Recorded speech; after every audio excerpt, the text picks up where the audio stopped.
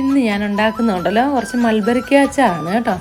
അന്നേരം മൾബറിക്കയൊക്കെ പറിച്ചുകൊണ്ട് വന്നു കഴുകി വൃത്തിയാക്കി എടുത്തിട്ടുണ്ട്. സാധാരണ അച്ചാർ ഉണ്ടാക്കുന്ന പോലെ തന്നെ സാധനങ്ങളൊക്കെ ചേർത്ത് അച്ചാറിടുകയാണ് ചെയ്യുന്നത് കേട്ടോ. ഇതിനകത്ത് കുറച്ച് കാന്താരിമുളക് ഞാൻ ഇച്ചിരി കൂടുതൽ ചേർത്തിട്ടുണ്ട്. പിന്നെ ബാക്കി സ്പെഷ്യലെന്ന് പറയാനായിട്ട് കുറച്ച് ഈന്തപ്പഴവും കൂടെ ഞാൻ ചേർത്തിട്ടുണ്ട്. നല്ലൊരു ഇച്ചിരി കൂടെ ഒരു മധുരം കിട്ടാനായിട്ടാണ് ചേർത്തേക്കുന്നത്.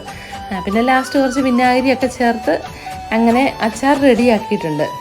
പിന്നെ നമ്മുടെ ക്രിസ്മസ് ഒക്കെ വരാനായിട്ടുള്ള ഒരുക്കമാണല്ലോ.